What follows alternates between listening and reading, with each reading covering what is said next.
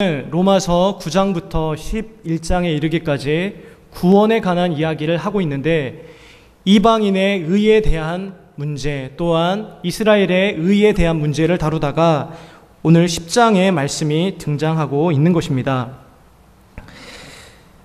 특별히 이스라엘을 어떻게 구원하시는지 말씀하고 계시는데 9장부터 11장까지 이야기를 하고 계시는데, 여기에서 말하는 이스라엘은 영적인 이스라엘입니다. 영적인 이스라엘로 이 말씀들을 보기 시작하면 성경이 해석되어지고 또한 이해되어지실 것입니다.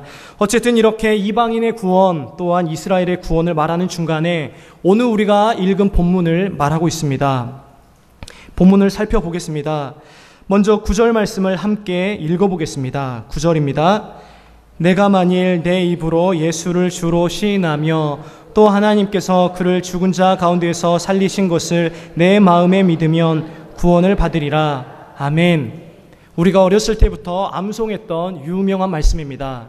내가 만일 내 입으로 예수를 주로 시인하며 또 하나님께서 그를 죽은 자 가운데에서 살리신 것을 내 마음에 믿으면 구원을 받으리라. 아멘. 여기에서는 두 가지를 이야기를 하고 있습니다.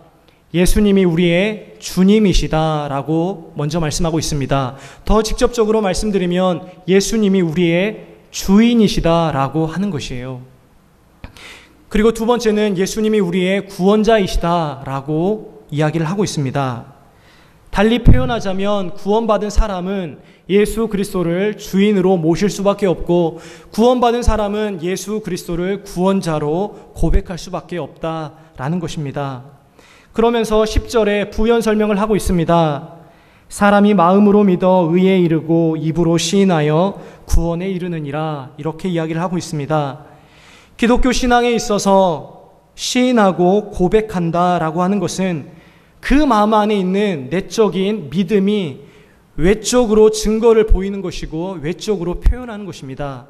그렇기 때문에 한 사람의 고백과 한 사람의 시인은 그 사람 안에 있는 내적인 믿음을 드러내는 것입니다.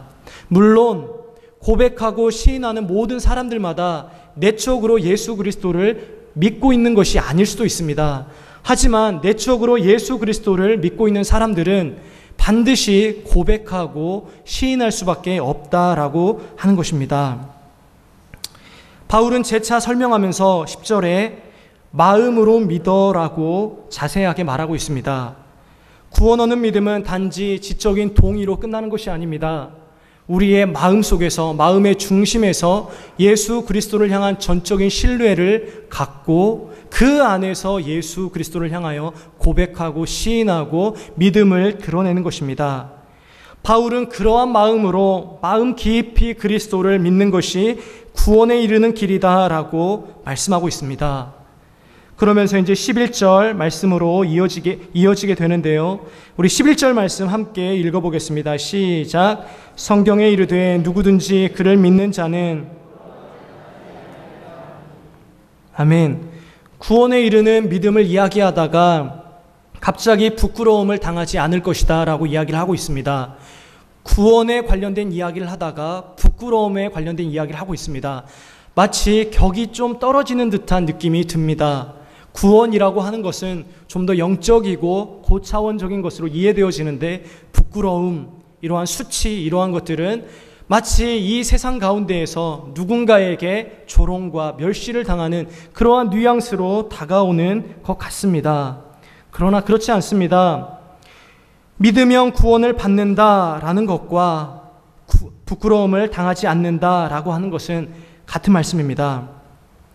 이사야서 28장 16절 말씀을 사도 바울은 의도적으로 인용하고 있습니다. 수사학적 표현입니다. 우리 이사야서 28장 16절 말씀을 함께 읽어보겠습니다. 시작. 그러므로 주 여호와께서 이같이 이르시되 보라, 내가 한 돌을 시온에 두어 기초를 삼았노니 곧 시험한 돌이요 귀하고 견고한 기초돌이라. 그것을 믿는 이는 다급하게 되지 아니하리로다. 아멘. 다급하게 되지 아니하리로다 라고 하는 것이 부끄러움을 당하지 아니하리로다 라고 쓰였습니다. 로마서 9장 33절에 그대로 인용을 하고 있습니다. 우리 로마서 9장 33절 말씀 함께 읽어보겠습니다. 기록된 바 보라 내가 걸림돌과 거치는 바위를 시온에 두노니 그를 믿는 자는 부끄러움을 당하지 아니하리라 함과 같으니라. 아멘. 무슨 말씀입니까? 부끄러움을 당하다라고 하는 것은 마지막 날에 심판받는 이들이 지옥에 떨어지는 것, 마지막 날 주님께서 재림하시는 그날 지옥에 떨어지는 그것이 바로 부끄러움이다, 수치다라고 이야기를 하고 있습니다. 그러한 말세의 수치를 이야기를 하고 있는 것이에요. 그렇기 때문에 이 부끄러움은 우리의 구원과 관련된 말씀입니다. 여기에서 동일하게 쓰고 있습니다. 아까 보았던 로마서 9장 33절의 말씀을 11절에 그대로 또 쓰고 있습니다. 누구든지 그를 믿는 자는 부끄러움을 당하지 아니하리라. 사람 앞에서나 세상 앞에서나 부끄러움을 당하지 아니할 것이다.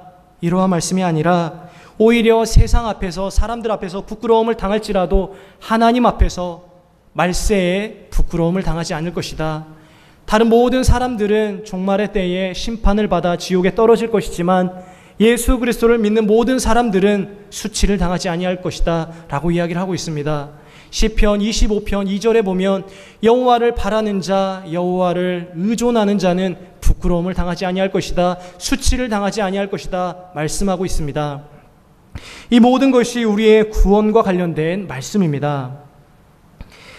그러면서 12절 13절에 그렇게 하나님을 부르는 사람이 유대인이든 헬라인이든, 헬라인은 이방인의 대표 아닙니까? 유대인이든 이방인이든 똑같이 차별 없이 풍성한 구원을 얻을 것이다 라고 말씀하고 있습니다. 13절에 누구든지 주의 이름을 부르는 자는 구원을 받으리라 또 말씀하고 있어요. 거듭거듭 반복하여 말씀하는 이유는 이 구원이 확실하다라고 하는 것을 깨우쳐 주기 위해 이렇게 거듭거듭 반복하여 말씀하고 있는 것입니다. 여기에서는 어떤 말씀을 인용하고 있습니까? 요엘서 2장 32절의 말씀을 인용하고 있습니다. 우리 함께 읽어보겠습니다. 누구든지 여호와의 이름을 부르는 자는 구원을 얻으리니. 아멘.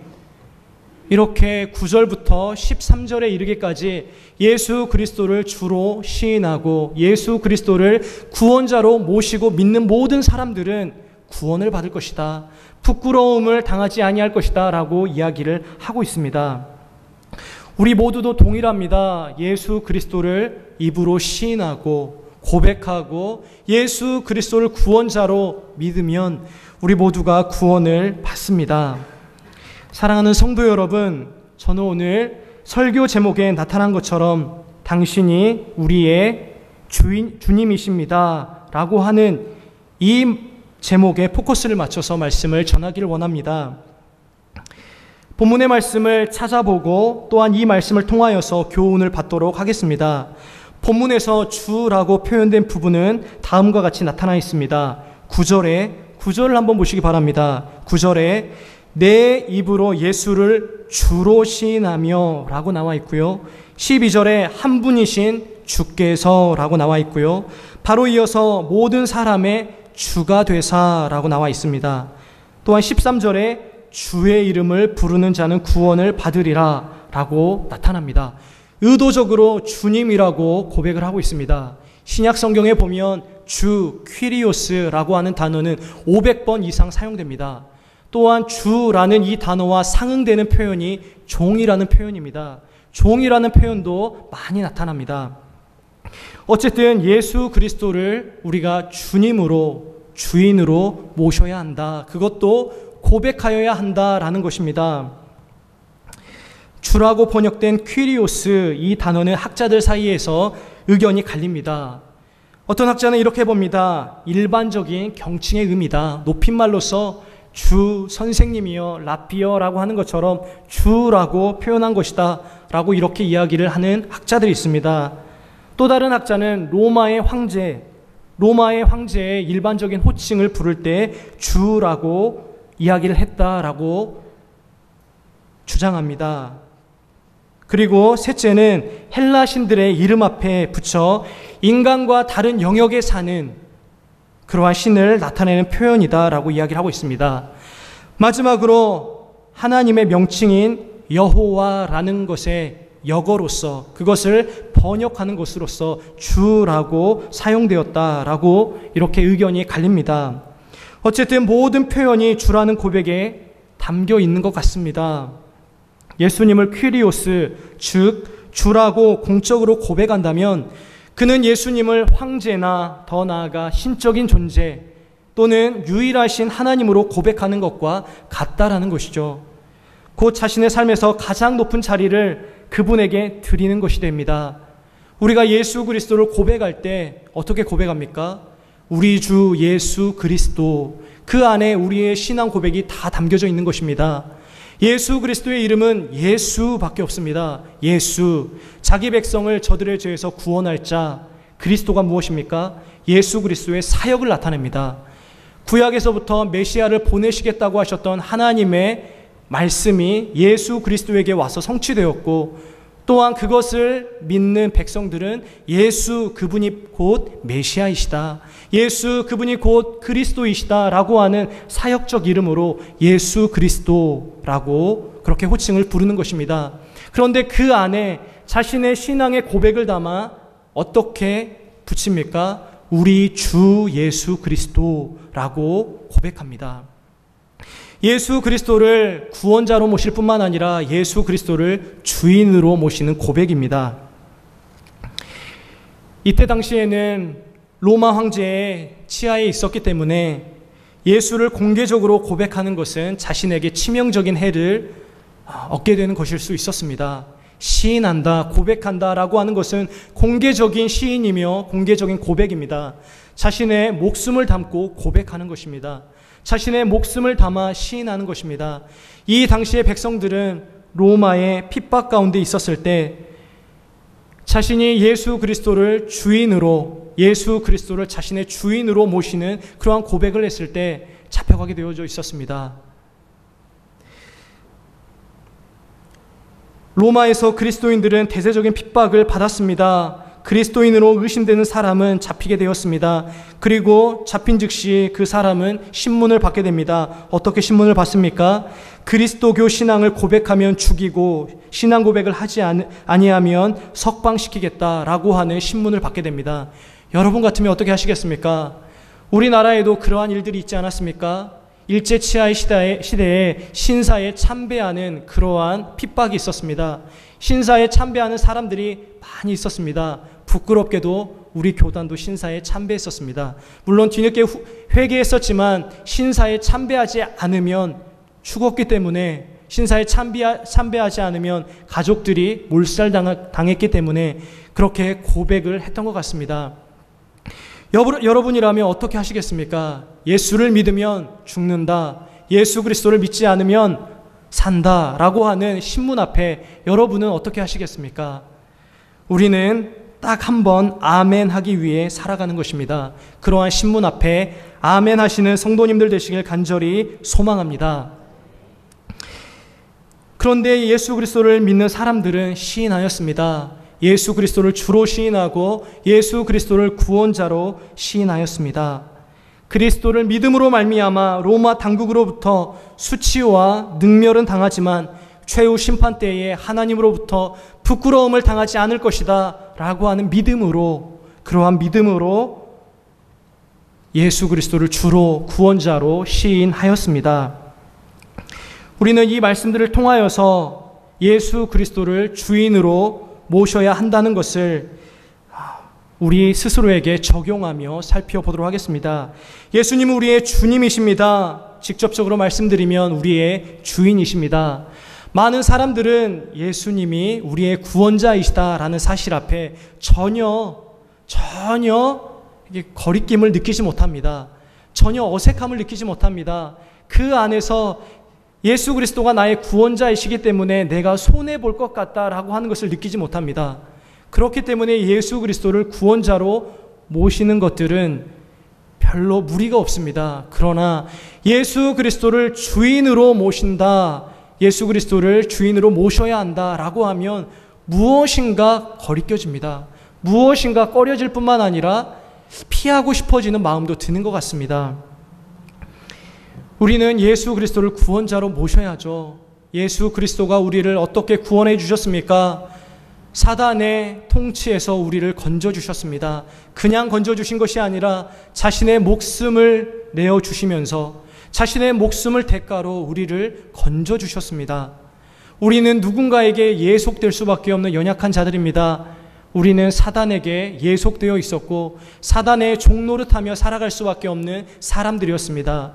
그러나 예수 그리스도께서 자신의 육체를, 자신의 피를 제물 삼아 우리를 위하여서 대신 죽어주심으로 우리가 사단의 권세에서 또한 사단의 종속되어 있는 상태에서 건짐을 받게 되었습니다.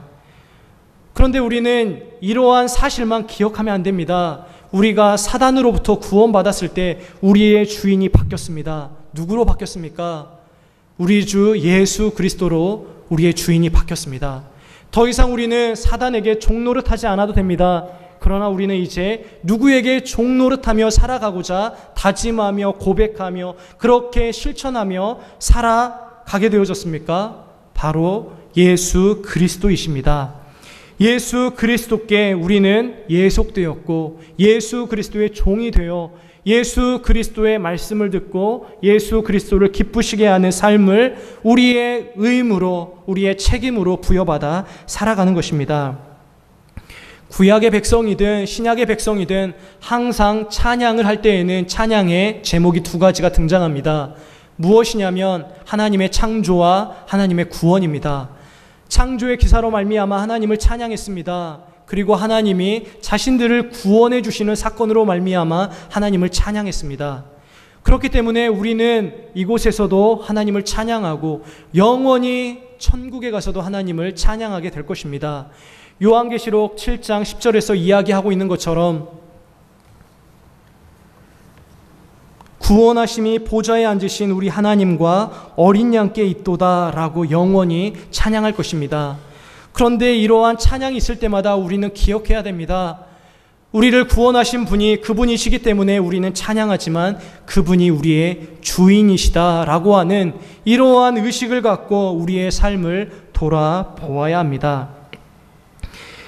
사랑하는 성도 여러분, 우리가 예수님을 구원자로 모시고 살아가는 것은 부족하다라고 말씀드렸습니다. 예수님을 우리는 주인으로 모시고 살아가야 합니다. 예수 그리스도를 주인으로 모시고 살아갈 때에 하나님께서 우리를 구원하신 목적이 우리를 통하여 드러날 뿐만 아니라 우리도 예수 그리스도를 주인으로 모시고 살아가는 삶이 기쁨으로 다가옵니다. 예수 그리스도를 주인으로 모시고 살아가는 사람들은 어떠한 심정으로 예수 그리스도의 종이 되는 줄 아십니까? 신명기 15장 16절 17절 말씀 함께 읽어보겠습니다.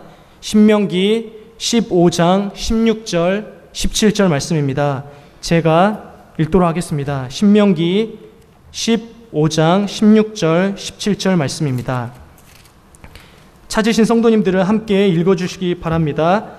종이 만일 너와 내 집을 사랑함으로 너와 동거하기를 좋게 여겨 내게 향하여 내가 주인을 떠나지 아니하겠노라 하거든 송곳을 가져다가 그의 귀를 문에 대고 뚫으라. 그리하면 그가 영구히 내 종이 되리라. 내 여종에게도 그 같이 할지니라. 아멘. 7년째가 되는 해에는 땅도 쉬게 하고 또한 빚진 사람의 빚도 탕감해 주는 제도가 있었습니다. 무엇이었습니까? 안식년 제도였습니다. 그런데 이때 누구도 풀어주냐면 종들도 풀어줬습니다. 지금까지 나를 섬겼던 6년 동안 자신을 섬겼던 그 종을 풀어주는 제도가 안식년 제도입니다. 7년째 되는 해에는 모든 종들을 풀어주었습니다. 땅도 쉬게 할 뿐만 아니라 빚도 탕감해 주셨을 뿐만 아니라 종을 풀어주는 제도를 하나님이 제정해 주셨습니다. 그런데 이렇게 풀어줄 수 있는 제도 앞에 종이 자신의 의견을 내세웁니다. 내 주인은 너무 사랑이 많으시고 나는 평생 이 주인을 내 주인으로 모시며 살아가고자 합니다. 라고 주인 앞에 고백하면 그때 주인이 문에 데리고 가서 그 귀를 송곳으로 뚫고 영원히 나의 종이 될 것이다 라고 선언하며 그렇게 영원한 주 종의 관계를 맺게 되어집니다. 우리가 바로 그렇습니다. 우리가 바로 예수 그리스도로 말미암아 구원받고 예수 그리스도로 말미암아 각양 좋은 은덕을 얻었을 때 마치 해방될 수 있는 우리가 예수 그리스도 앞에 자발적으로 나아가 우리의 귀를 대는 것입니다. 우리의 전 존재를 들여 하나님, 예수님, 당신이 바로 저의 주인이십니다 라고 감격에 벅차 고백하며 그분을 우리의 주인으로 모시는 것입니다. 우리의 삶의 태도는 늘 이렇게 나타나야 합니다. 하나님께서 우리를 구원하시고 예수 그리스도께서 우리에게 어떠한 대가를 지불하심으로 말미암아 우리를 사셨는지 항상 그 사실 앞에 우리가 직면해 있어야 합니다. 세월이 지나고 또한 다른 어떤 풍파가 몰려온다 하더라도 우리는 이 사실 앞에 직면하지 않으면 소망이 없습니다. 항상 우리는 예수 그리스도 앞에서 우리가 죄인이었지만 용서받게 되었고 또한 우리가 사단의 종이었지만 하나님의 종이 되었다라는 이 사실을 늘 직시하며 살아가야 됩니다. 이렇게 살아가는 사람들이 예수 그리스도를 주인으로 모시고 살아가는 사람들입니다. 늘 그 감격 가운데 살아가는 사람들이 예수 그리스도의 종들이며 또한 예수 그리스도를 주인으로 모시고 살아가는 사람들입니다. 여러분 어떠십니까? 정말 예수 그리스도를 주인으로 모시고 살아가고 있습니까? 여전히 나의 구원자이십니다 라고 고백을 하고 찬양도 하지만 나의 주님이십니다 라고 나의 전 존재, 나의 전 삶을 들여 그렇게 헌신하며 살아가고 계십니까? 어떻습니까? 우리는 정말 예수 그리스도를 주인으로 모시고 살아가야 될 줄 믿습니다. 우리의 주인이신 예수님은 세상의 그 어떤 주인과 비교될 수 없는 사랑의 하나님이십니다. 예수 그리스도는 사랑의 주님이십니다. 주님이라고 하면 우리는 이게 무엇인가 억압받고 또한 자유롭지 못하는 느낌을 받습니다. 그러한 뉘앙스가 강하게 나타납니다. 그런데 우리의 주인이신 예수 그리스도는 그렇지 않습니다. 우리 주 예수 그리스도는 사랑이 풍성하신 분이십니다. 긍휼이 풍성하신 분이십니다. 은혜롭고 노하기를 더디하시며 늘 우리의 편이 되어주시는 우리의 좋으신 예수님이십니다. 그분을 주인으로 모시는 것 자체가 복이 아니겠습니까? 예수 그리스도가 사랑이 풍성한 분이시고 사랑이 풍성하신 주님을 모시고 살아간다는 것 자체가 우리의 자랑거리가 아니겠습니까? 이러한 자부심을 가지고 이러한 정체성을 가지고 사랑이 많으신 우리의 주님, 그 주님을 나는 모시고 살아간다라고 이 세상 앞에서 선전하는 우리 모든 성도님들 되시길 간절히 소망합니다. 마지막으로 예수 그리스도를 주인으로 모시고 살아가는 사람들은 어떻게 살아가야 되겠습니까? 그분을 기쁘시게 하기 위하여서 살아가야 됩니다. 모든 종들이 그렇지만 종의 삶은 자신이라는 것이 없습니다. 자기라는 것이 없습니다. 종은 항상 주인을 의식하며 주인의 명령을 따르며 주인을 기쁘시게 하기 위하여 살아가는 것입니다. 주인을 기쁘시게 하고 흡족하게 하는 것이 그 종의 전부입니다. 그렇게 고백한 자유로운 상태에서 고백한 우리라면 더더욱 그리하여야 되지 않겠습니까? 예수 그리스도를 기쁘시게 하기 위하여서 예수 그리스도를 흡족시키게 해드리기 위하여서 살아가야 되지 않겠습니까? 우리는 단지 얄팍한 구원을 받고 또한 내 안에서 일어나는 삶의 문제에 복받기 위하여 살아가는 그러한 사람들이 아닙니다. 우리는 좀 더 고차원적인 목표를 가지고 살아가는 사람입니다. 하나님 나라의 건설을 위하여서 하나님 나라의 확장과 회복을 위하여서 살아가는 사람들입니다. 왜 그렇습니까? 마태복음 6장 33절에서 예수 그리스도께서 말씀하시기를 너희는 먼저 그의 나라와 의를 구하라. 그리하면 이 모든 것을 너희에게 더하시리라 분명히 말씀하셨기 때문에 우리의 모든 삶의 목표는 하나님의 나라입니다. 하나님의 의입니다. 이 세상에 편만하게 하나님의 영광이 드리워지는 것, 그것이 우리의 목적입니다. 왜냐하면 예수 그리스도를 보내신 성부 하나님이 그것을 기뻐하시고 우리 주 예수 그리스도가 그것을 기뻐하시며 성령 하나님께서 부단히 그 일을 위해 우리에게 은혜를 주시고 우리를 다금질하여 그 가운데 이끄시기 때문에 그렇습니다. 주님을 기쁘시게 하는 사람들은 주님을 기쁘시게 하는 그러한 마음에 따라 하나님의 말씀이 효력 있게 다가옵니다. 우리가 하나님의 말씀을 깨닫지 못하는 가장 큰 이유는 내 안에서 하나님의 말씀을 순종하고자 하는 마음이 없기 때문에 그렇습니다. 내가 예수님의 마음을 기쁘시게 하고자 한다, 내 마음 가운데 예수님의 마음을 흡족시키게 하고자 한다 라고 하는 마음이 있으면 어떤 말씀이라도 송이꿀처럼 다가옵니다. 꿀처럼 다가옵니다. 시편 119편에서 다윗이 그러한 고백을 하지 않습니까? 주의 말씀과 주의 규례가 나를 기쁘게 하나이다, 나를 행복하게 하나이다, 이렇게 고백합니다. 율법이 어떻게 행복하게 할 수 있겠습니까? 하나님의 법도가 어떻게 행복하게 할 수 있겠습니까? 그런데 그러한 것들이 행복하게 한다, 참 기쁘게 한다라고 이야기를 하고 있습니다. 예수 그리스도를 주인으로 모시는 사람, 그리하여서 그분을 기쁘시게 하는 사람들은 하나님의 말씀의 효력을 경험합니다. 늘 새로운 말씀, 늘 그 말씀이 나를 세우고 나를 채찍질하고 다시금 하나님 앞에 세우는 이러한 반복적인 경험이 예수 그리스도를 주인으로 모시고 살아가는 종의 삶에 온전히 있습니다. 그리고 예수 그리스도를 기쁘시게 하는 그 종들은 모든 결정에 있어서, 그것이 중요한 결정이든 사소한 결정이든 모든 결정에 있어서 주님을 기쁘시게 하는 방향으로 결정합니다. 자신을 변호하지 않습니다. 구차하게 핑계대지 않습니다. 변명하지 않습니다.